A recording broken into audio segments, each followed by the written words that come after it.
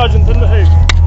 We're here with you at ArcTanGent festivals. Are you all ArcTanGent veterans or is it the first time? Virgins! ArcTanGent 100% virgins. Yeah. It's good though. I love it. Yeah, we've got mates who are big fans of it and said how well organised it is and how good it is here. But yeah, I've first experience and we only live down the road as well, so yeah, of course, it's really good. Yeah, easy one to get. What is it, 5,000 capacity? It's not bad. It's really small. Yeah.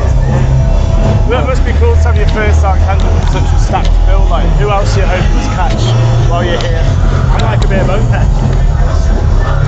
Back to the old metal days. Yeah.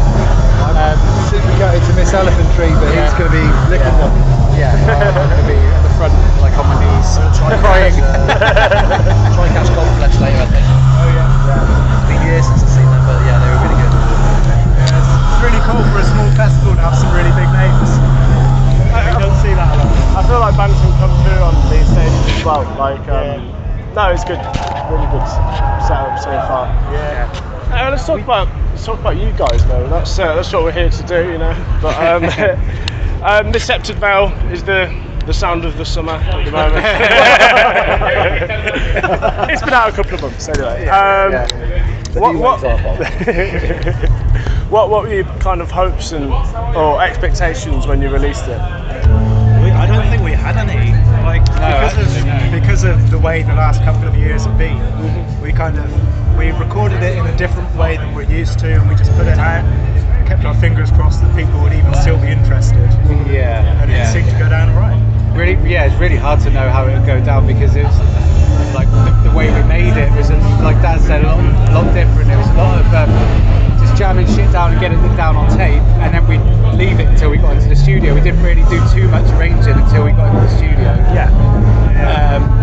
And that kind of worked really well for us, I think, didn't it? Like, Faster way of working, yeah, certainly like my favourite way of working, and it's my favourite album. So yeah, just having that freedom to jam and not worry about it. And I think in a way, like lockdowns and things like that made that possible. We might have put more pressure on ourselves otherwise. We're used to just being a band that jams things out. And we write an album that way, and we go into the studio when it's ready. This time we like Jim said, we had loads of parts, and then something would happen and we wouldn't be able to meet again for another month. Yeah. And we kind of just handed it all over to like Josh Gallop, who's our engineer, stroke producer.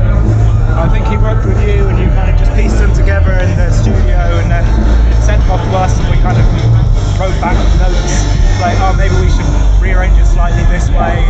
It's the first time we've done pre-production, isn't it? Yeah. So we kind of demoed everything about 80%, and then once we were kind of there, obviously you came in, basically washed out all the drums in the best part of 2 days, isn't it?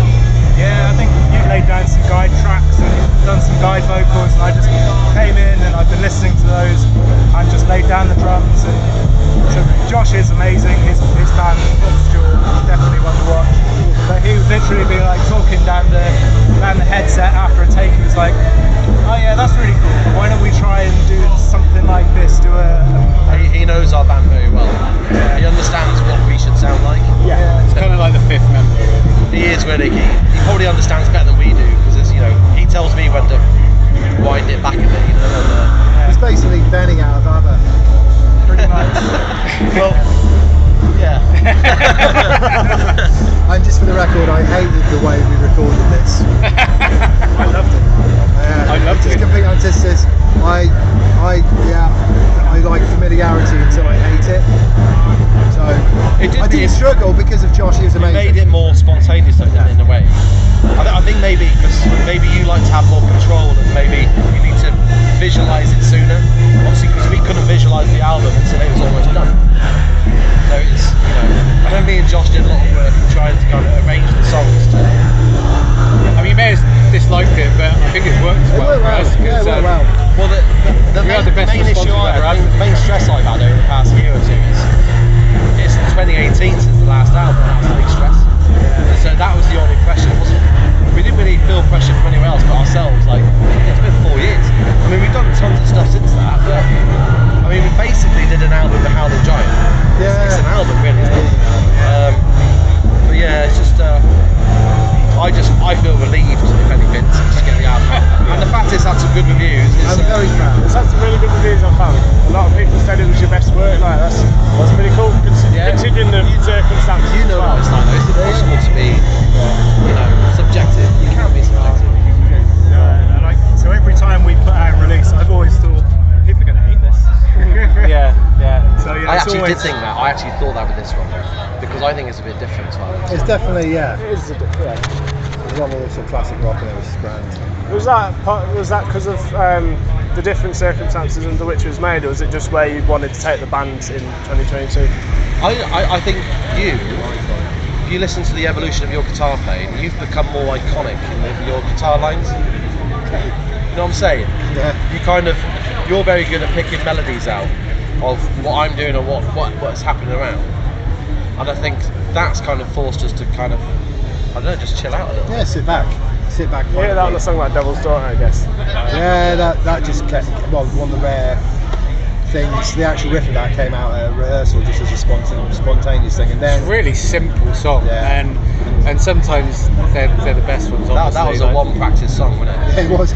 We just did it and it worked. Yeah. And then kind of, mostly, except it's actually, like, the structure gets fairly complicated towards the end. The first time I heard it, it's like, oh fuck, I've got to learn all this. It's really simple and that. yeah, it's interesting. I mean that's the first time we played Devil's Daughter today, actually. And it lends itself quite well to something like ArcTanGent, I think.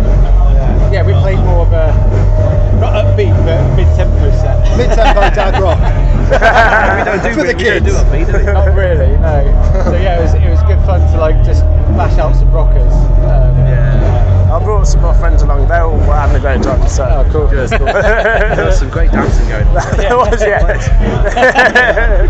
Yeah, lots of dads in the crowd. That was good to see. That's what you want at a festival, isn't it? Exactly, yeah.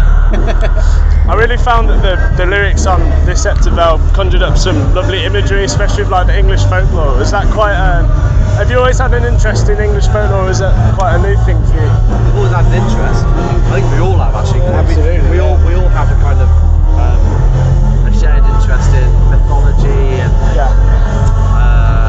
don't know what you'd say, like, you know, The Southwest has got a lot of that. So we're quite the lucky with Southwest that. in particular. Yeah. But I think it was lockdown forced. I mean, my family in particular, we had to just get out of the house. Yeah. First thing I did, lockdown, was I cancelled the TV lessons. I said, right, let's get out. Yeah. And so we just started walking around our local area, or, you know, further afield when we were allowed to, without, you know, TV cameras calling these songs. I think like the lyrical content of this record is definitely your best stuff. Really, really awesome. I think I felt a bit more comfortable and confident to be a little bit more personal on this album, because obviously you know what it's like. You've probably got riff ideas. You're like, oh, I don't know if the band will like that. Yeah. And so you feel each other out. I mean, I never know what you're singing about.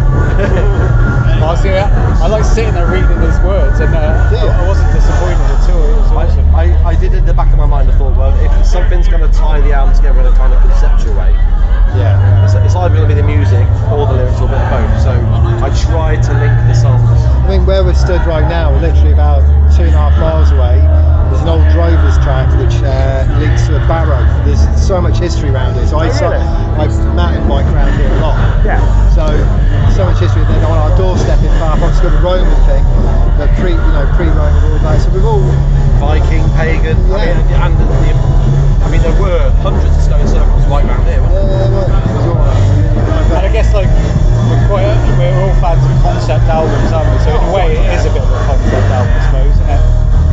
We're all Pink Floyd fans. It's very English for me. Yeah. It's very English. And I suppose like nostalgic in a way as well. Yeah, if you look at like bands like Pink Floyd, they're rooted in all that sort of stuff as well. Genesis. It is funny though, because it's with people who use folklore mythology for the lyrics, you either get sort of folk-esque rock or you get black metal, you know, like Winston Phillips and stuff like that. Yeah, I get that. There's no one, it's sort of in the middle doing groovy stuff with lyrics. So I mean, my hat is off to you for pulling those He things. just sounds fucking sarcastic. It sounded semi-sincere. I think what you were saying about having the like the confidence to do something a bit different. So we've been playing in bands together on and off, like different guises for 20 odd years. And it's kind of going into the studio the way we did it this time and going in individually. You just have confidence that the other guys have a fucking good job. Just go your own thing. Like if you're working in a room together, there's always scope for questions like, oh, maybe have you thought about doing it? Yeah, we did a lot individually, didn't we? Without, I mean, like the first thing I thought when I came in to do the bass, obviously laying the bass down after the drums, was just I've never heard Daz play this well. Like the drum performance, I think we're all pretty much on the top of our game when it came to it. And I didn't, when I went in, I was really loose with it. I didn't really have my bass lines worked out for every part. Like, so I worked with Josh a lot with that. It's definitely the And I glue. just wanted to try and do Daz's drums justice, and then he probably wanted to do the rhythm section justice. I think we went into this without thinking, let's do a Sergeant Thunderhoof album, let's do an album. You know what I mean? You hear that in, a song like, I don't know, Absolute Blue, very proggy and ethereal, but then you've got Show Don't Tell, even like Woman Calls, very like sexy and swingy. There's a lot of different songs, but it still sounds like one album. Yeah, there's a few, like different influences kicking in there. We did that Kate Bush cover a couple of years ago, and to be honest, I was surprised that you guys were on board with it. Oh, I mean, big. You know what I mean? Because I was like, because I had the idea, and I was like, I was worried about asking you, but because I don't know, we were different bands to what we were 4 years ago. We're different people. Oh, completely. Yeah, I think we're all a bit more open-minded now.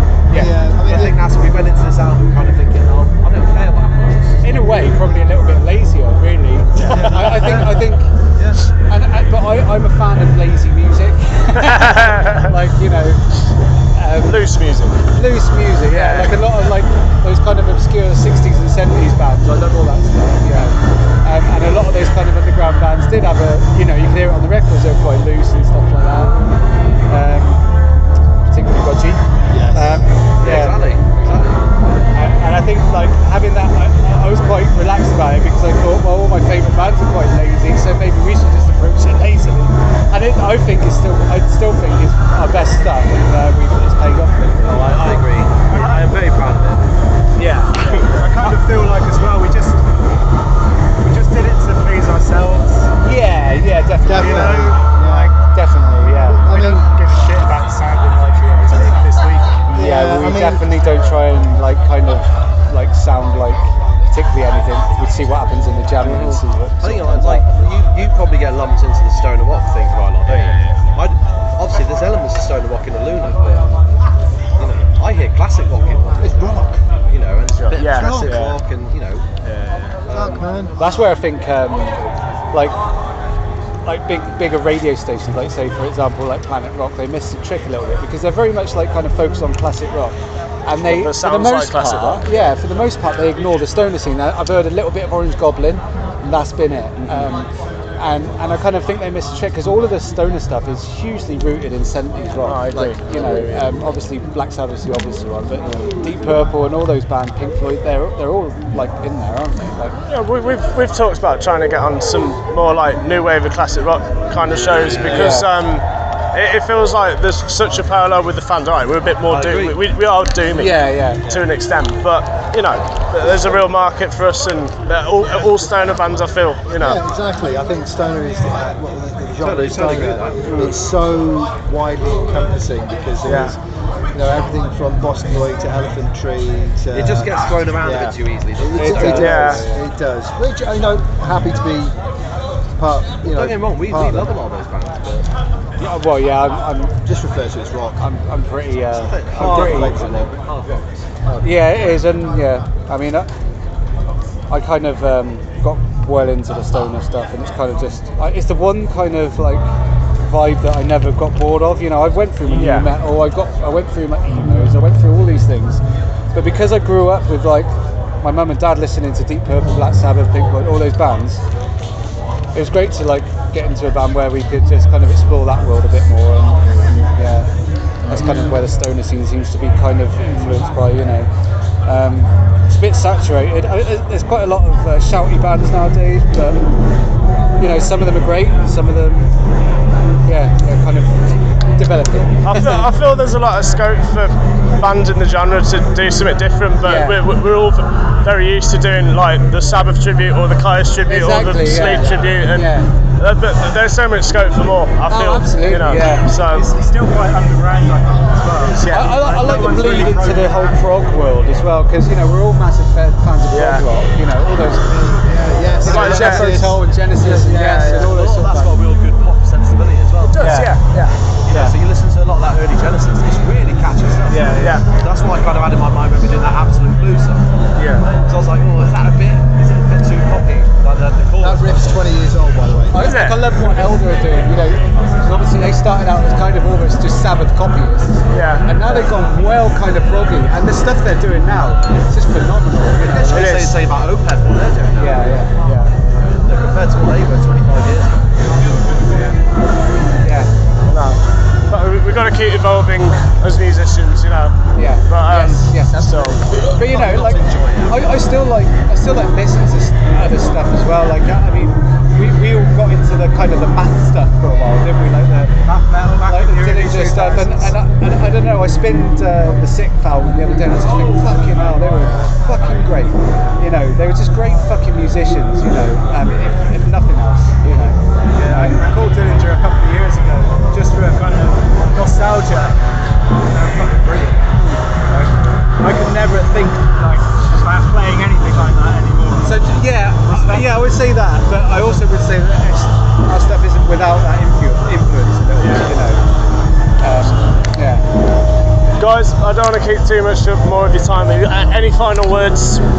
No, thank you for standing with us and talking. No, it's been good. It's been good. Yeah. Keep it loose. I see you, man. Nice to speak to you. Yeah. Good to speak to you. I'll see you again, I'm sure. Hope to catch you on the road. Absolutely, Right, thank you. This is Sergeant Thunderhoof.